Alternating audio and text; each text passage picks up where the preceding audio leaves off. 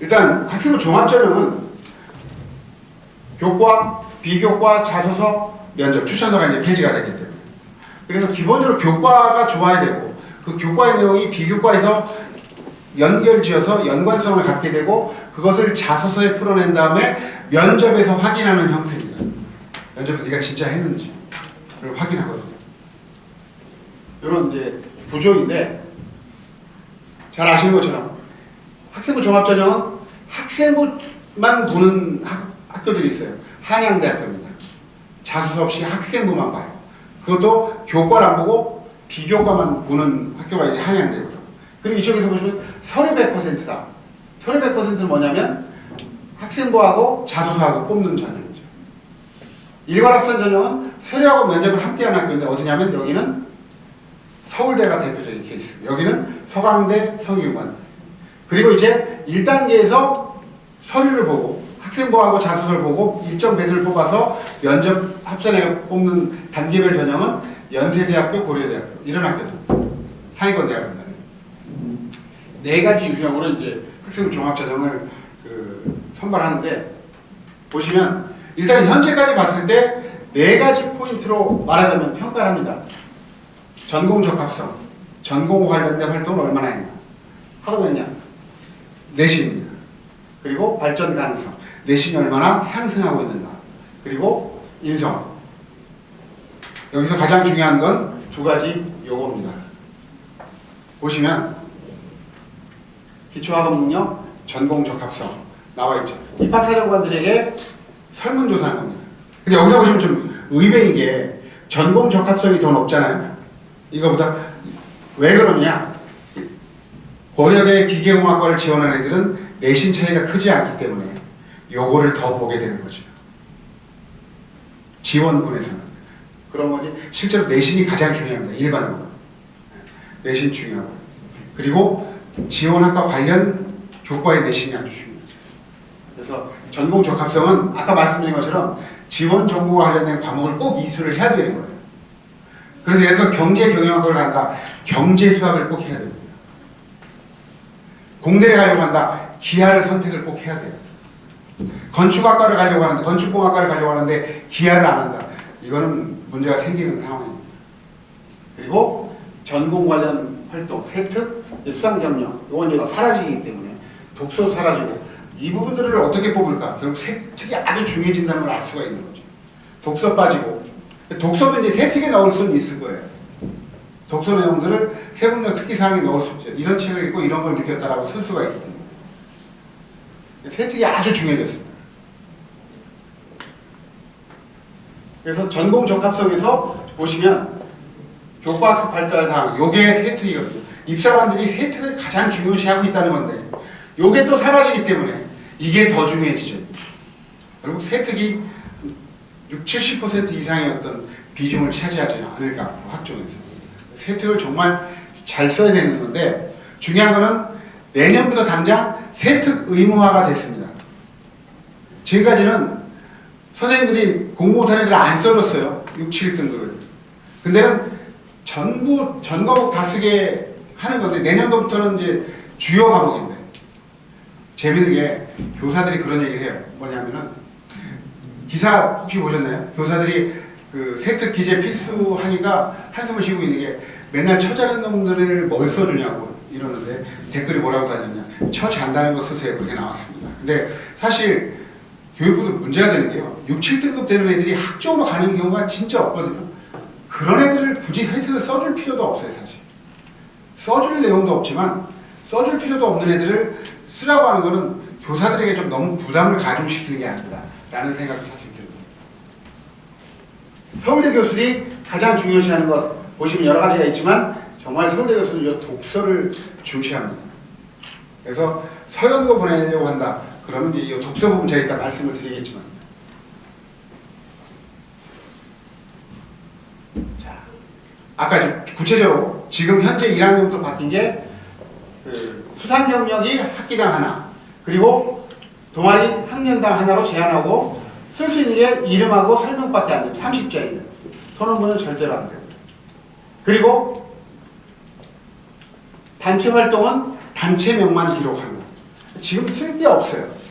사실상. 광고 활동은 아예 미기재가 됐습니다.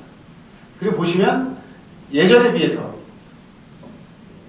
4,000자에서 2,200자로 확 줄여놨는데 요게 다시 이제 현재 중위부터는 더 줄어버린다는 거죠.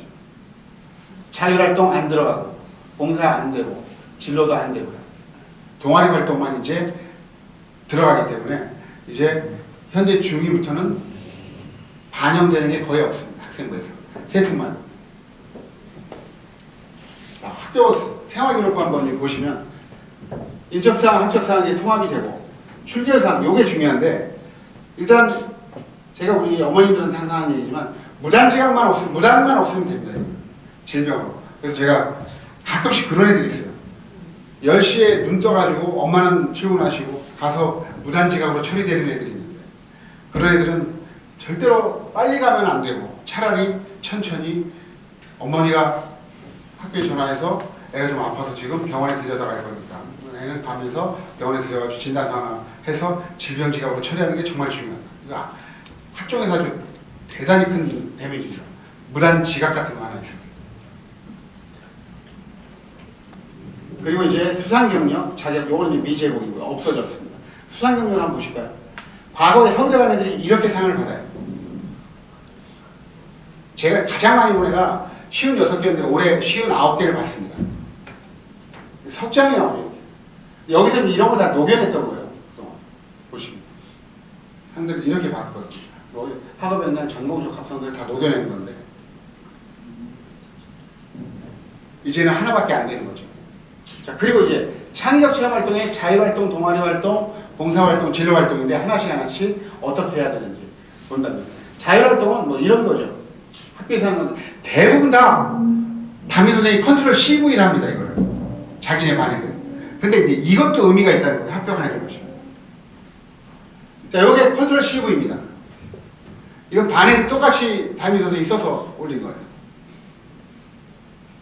근데 여기서 이제 전공 적합성을 살린 애가 있습니다. 얘인데요. 컴퓨터공학자가 되려고 컴퓨터공학과를 가려고 하는 거예요.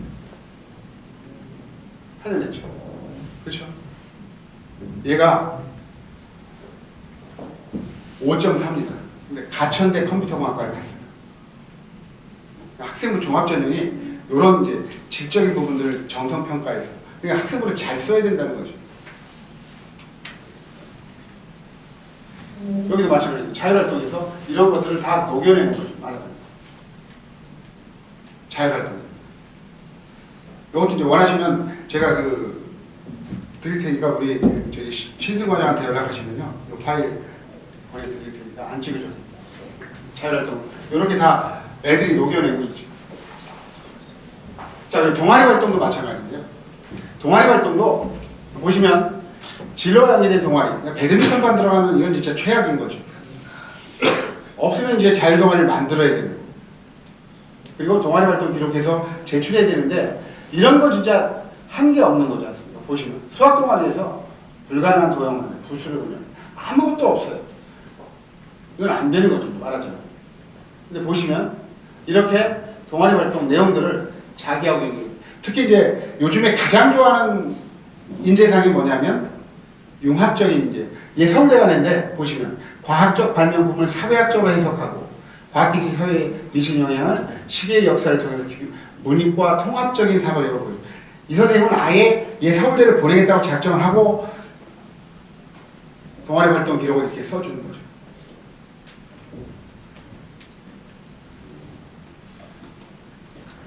그 전공 학업 능력과 전공 적합성들을 다 녹여내주는 게 중요하다는 거죠. 그리고 이제 창의적 체험 활동, 봉사 활동은 이제 일단 현재 중3까지는 많이 하면 많이 할수록 좋은데 진정성 있는 봉사입니다. 제가 교원대보고라는 데 가서 컨설팅을 하는데 한 놈이 제가 봉사가 많은데 봉사로 갈 수 있나요? 봉사로 가기 어렵게 제 380시간인데 380시간이야? 보니까 교내 환경이요 화장실도 한 진짜 250시간인 거예요. 제가 야 이거를 입사관들이 봉사로 볼까 이거 징벌로 볼까 체벌로 볼까. 근데 실제로 체벌이었어요. 근데 화장실 청소시키고 미안해가지고 화장실 청소했다고. 그런 것들은 300시간이 돼도 의미가 없다는 거죠. 요양시설, 뭐 애들 그 지역아동센터에서 가르치는 것들 그런 걸 해야지 의미가 있는 거죠. 독서인데요. 현재 중3까지는 의미가 있기 때문에 1학년 때는 다양한 분야의 책들, 그리고 2학년 이후에 전공 관련 독서를 절반 이상 하면서 서울대, 연대고대 가지면 15권 이상 써야 됩니다. 정말. 체계적인 독서를 해야 되는데 1학년, 2학년, 3학년을 단계별로 내가 이렇게 책을 읽으면서 나의 지적인 능력이 이렇게 성장해 왔다는 걸 보여주는 거죠. 생명과학과를 가려고 한다. 1학년 때는 랩거리한 책, 여성 과학자가 쓴 책입니다.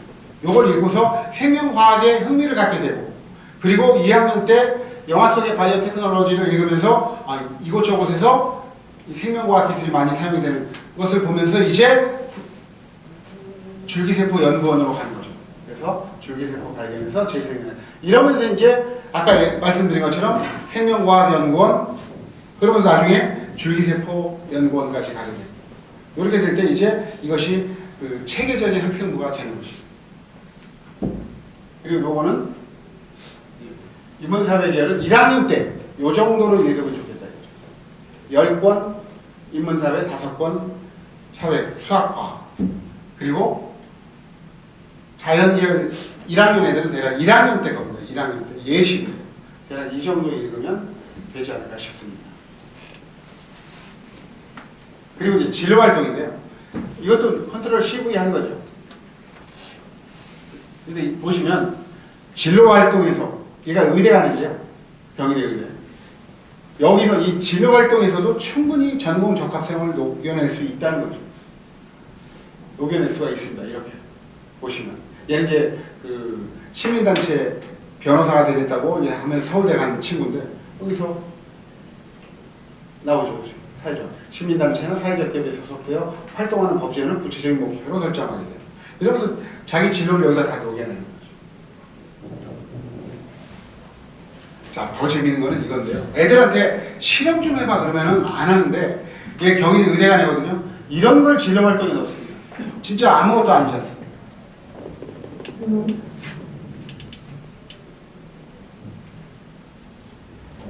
정말 아무것도 아닌데. 이러면서 이제 끓는 점을 기피해야. 제가 작년에, 올해 1학년 애들 컨설팅 할 때 한 놈이 수의사가 되고 싶은데 어떤 활동을 할까 진짜 모르겠어요. 제가 딱 든 생각이, 너네 집에 개나 고양이 키우냐? 고양이 키운대요. 그럼 너 마트 가서 고양이 밥 사지, 고양이 살을 사지, 산다고 해서 갑자기 든 생각이, 저도 갑자기 들어서 이마트나 이런 데 가서 개 사료를 같이 사든지 성분을 보란 말이에요. 성분이 분명히 달라. 성분이 분명히 다르면 이것이 왜 다를까? 다른 이유는 분명히 소화기관이 다르기 때문일 거야. 그래서 진로활동에서 개 사료와 고양이 사료의 성분의 차이를 보면서 이것이 왜 다를까? 이거 소화기관의 차이가 있지 않을까? 그렇게 그러면서 네가 탐구를 하는 거야. 그 내용을 진로활동에 넣으면 되는 거지. 수의학과를 간다고. 그러니까 찾아내려면 고민하면 쉽게 나오는 거야. 애들이 요즘 애들이 그냥 받아먹기만 하려고 하니까. 이런 것도 쉽게 할 수 있는데. 그래서 진로활동은 의외로 그 조금만 신경 쓰면은 코치해 주시기 괜찮죠. 특히 수학적으로 더 좋고. 그리고 세특인데요. 보시면 여기 그 석자 등급 나오고 세특이 나오는 거죠. 세특이 가장 중요한데, 교내 활동, 교과학습, 그리고 독서와 같이 유기적으로 연결되는 게 좋은데, 보시면 이거는 진짜 또 역시 선생님이 국어 선생님이 컨트롤 CV 했어요. 전 학생. 아주 특징이 없죠. 근데 이걸 보시면 의대간에 보시면 여기서 암 전문의를 꿈꾸내는 거죠. 그래서 다 이걸 세특에 녹여내는 거죠. 세특에서 교원대 보고 나오는데 서울대도 붙고, 그리고 경희대 의대에도 붙었는데 경희대 의대로 갔죠. 그리고 중요한 거는 그 얘는 이제 아까 말씀드린 서울대 간 이제 사회복지학과 간 친구인데, 여기서 국어 과목인데도 이런 것들을 다 연결시켜서 말하죠. 사회과학적인 인식을 보여주고 있죠. 근데 더 중요한 거는 이 모든 과목에서 진로 적합성을 보여줄 수가 있다는 게, 이 친구 의대 간 친구인데 고전과 화법이라고 하는 국어 과목에서조차도 이렇게 녹여낼 수가 있다는 거예요. 그러니까 선생님이 잘 써주시는 건데 이제 앞으로 그 애들이 작성 못하게 만들어놨습니다. 지금 그렇게 하면은 신고 전환을 받는다고 하거든요. 교육부 내에 학생부 그 기재 위반 사항에 대한 신고센터를 운영하겠대요. 그래서 애들이 세특 쓰면 이제 그런 거 신고할 경우는 포상 지급하고 교원은 이제 말하자면 그 징계 먹으니까 우리 선생님들이 직업 안정성 때문에 되신 분들이 많아서 징계 부분에 대해서 민감하셔가지고 애들이 쓰는 건 좀 금지하긴 할 것 같은데 이런 방법이 될 것 같아요. 앞으로는 써가는 게 아니라 이메일로 보내라. 이메일로 보내는 건 누구도 알 수가 없기 때문에 상위권 애들 아마 그렇게 될 것 같은데 그 부분들. 자, 학생부가 그냥 쓰여지는 게 아니라 유기적으로 구성이 된다는 건 유전을 배우고 그리고 복제에 관심을 갖게 되어 선생님께 질문하고 책을 읽고 독후감을 씁니다. 그리고 거기서 끝나는 게 아니라 동아리에서 이런 연구를 하고 보고서를 작성한다. 그렇게 되면 2학년 때에 막 교과 관련된 독서, 동아리 활동 세트, 소논문은 이제 못 쓰지만 탐구 보고서 형태로 바꿔가지고 더 중요한 건 그러면서 생명과학 원에 내신이 좋으면 얘는 이제 생명과학과 교수가 보기에는 괜찮은 학생이 되는 거죠. 이렇게. 행동특성 및 종합의견은 선생님 추천서가 없어져가지고 매우 중요해졌어요. 추천서랑 마찬가지입니다. 애들 평가하는 거예요. 여기서도 다 녹여내줄 수가 있죠. 이렇게 좋은 선생님들은 이렇게 담임 선생님들 써주십니다. 어떤 담임은 1학년 담임이었는데요. 지금 2학년인데 1.3이에요. 이과인데 저걸 2줄 써줬습니다. 두뇌가 명석하고 과학도로서 매우 전도가 유망한 학생이고 자기 나름대로 잘 썼다고 하지만 그거 보시면 500짜리가 대부분 다 500짜리를 채워서 빡빡하게 써주시는 게 확실히 유리하죠. 그래서 인성이라든가 여러 가지 분야들을 다 이렇게 녹여내서 쓸 수 있다는 거죠. 보시면 눈부신 성장을 할 것이라 확신함. 추천서를 보시면 명확한 목표가 있는 학생, 이 분야에서 두각을 보일 것으로 기대되는 학생. 추천서예요. 이 추천서를 이거는 이제 가름하겠다는 거죠. 이 부분들이 매우 중요해지는 건데 선생님들이 좀 신경을 써주셔야 되는데 워낙 이 학교마다 편차가 있고 그리고 또 나이 드신 분하고 젊은 선생님하고 또 차이가 있고 해서 좀 문제가 있습니다. 그러면 일단 세부능력 특기사항은 당연히 잘 아시는 것처럼 선생님하고 친해져야 되잖아요. 친해지려면 질문하고 가서 책 추천받고 끝나는 게 아니라 독후감 쓰고 수행평가 잘하고 발표하고 이런 것도 유기적으로 제가 항상 하는 얘기지만 요즘에 이제 그 김영란법 때문에 음료수 사들고 하는 것도 안 되거든요. 비타오백도 사들고 하면 걸리기 때문에 찾아가기 되게 좋죠. 금전적인 부담도 없고 자주 찾아가고 명찰평하고 대신에 질문하러 갈 때 항상 질문을 써서 그 노트를 가지고 가서 그 질문을 하고 거기에 대해서 그 책도 권유를 받아서 꼭 읽어봐라 그런 얘기를 하죠. 그리고 이제 전공 관련된 과목의 성적이 가장 중요한 부분이죠. 그래야지 잘 써주기 때문에. 그리고 세특이라든가 이제 학교 선생님들이 그냥 가서 써달라고 하면 안 써줄 거예요. 앞으로는. 아까 말씀드린 것 때문에. 그런데 이렇게 활동 보고서를 써가지고 내면은 이건 공식적인 거라서 써줄 수 있을 거예요. 이건 문제가 안 되거든요. 보시면 여기서 너무 많은데 꼭 어떤 걸 써야 되냐면 동기, 내용, 내가 한 일, 배우는 기념. 요 4가지를 꼭 해야 될 거라고 그러죠. 샘플이 이제 이건데요. 이건 제가 쓴 거예요. 합격한 학생부를 가지고 역추론해가지고 제가 작성을 했습니다. 여기서 동기와 계기, 그리고 활동 내용, 그리고 활동 결과, 그리고 배워 느낀 점. 그래서 시민단체 변호사라는 진로에 대한 의지를 더욱 다지게 돼. 이렇게 쓴다면은 선생님이 당연히 이 부분에 대해서 이게 동아리 활동이었다. 동아리 활동에 이걸 넣어주겠죠, 당연히. 선생님 이거 써주세요가 아니라 이렇게 작성을 해서 제출한다면 안 써주실 선생님은 없어요. 가서 선생님 저 그 시민단체 변호사가 되려고 하는데 그거 좀 이렇게 좀 써주세요. 진짜 건방진 거죠.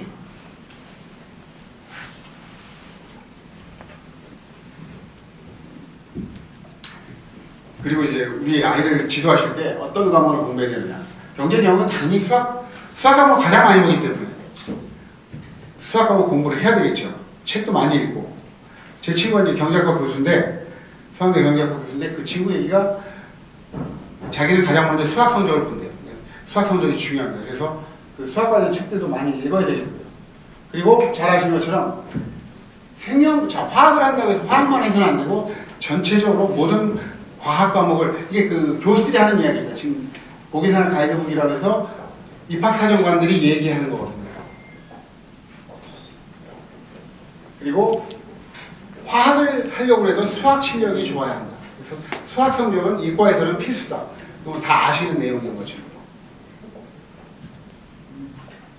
그리고 이 IT 트렌드를 따라가는 게 문과, 이과 공이 중요한데, 특히 여기 그 프로그래밍 공부를 좀 하는 것이 중요하다. 이게 이제 진로 활동이라든가 이런데 그 녹여내서 쓰면은 좋다는 겁니다. 그리고 경영 경제를 가려고 하는데 경제 과목이 없다. 그러면 경제학 관련 책을 읽으면 되는 겁니다. 근데 있는데 선택 안 하면 문제가 생겨요. 없는 경우. 그리고 이제 제가 항상 하는 얘기지만 정말 이렇게 구체적으로 계획을 세워서 공부를 하는 게, 제가 이제 그 종합원에서 오래 있으면서 서연고 가는 애들의 특징, 이렇게 구체적으로 계획을 세워서 공부하는 애들이 일일 계획을 세워서 성공하더라 라는 건 뭐 다 아시겠지만, 그리고 서연고를 학생부 전형으로 하는 데 공통점이 뭐냐면 복습을 잘한다는 거죠. 내신이 좋기 때문에. 내신이 좋은 애들인데 이 복습이 생활화되어 있어서 내신을, 그리고 아까 말씀드린 이 부분이 우리 지금 중3에서 고1 올라가는 애들 요 습관들을 들여오는 게 참 중요하지 않나 싶은데, 제가 애들한테 그렇게 합니다. 계획을 세우라고 하면 애들 계획을 못 세우잖아요. 그런 애들한테 연습을 시키려고 어떻게 하냐면 역으로, 너 있잖아, 계획을 못 세우고 있으면 오늘 한 일을 밤에 자기 전에 시간대별로 써봐. 시간대별로 쓰라고 합니다. 일기처럼, 약식 일기처럼. 그럼 이게 일주일 되면은 이제 이걸 보고서 역으로 이걸 참조해서 네가 이제 계획을 세우는 거야. 이렇게 얘기를 하고, 또 인강 듣는 아이들은 인강도 시간표를 만들어서 규칙적으로 들으라 얘기를 하는데, 막 필 받아서 3강씩 듣지 말고 규칙적으로 시간표를 작성해서 들어라. 규칙적으로 생활하는 게 참 중요하다는 생각이 듭니다.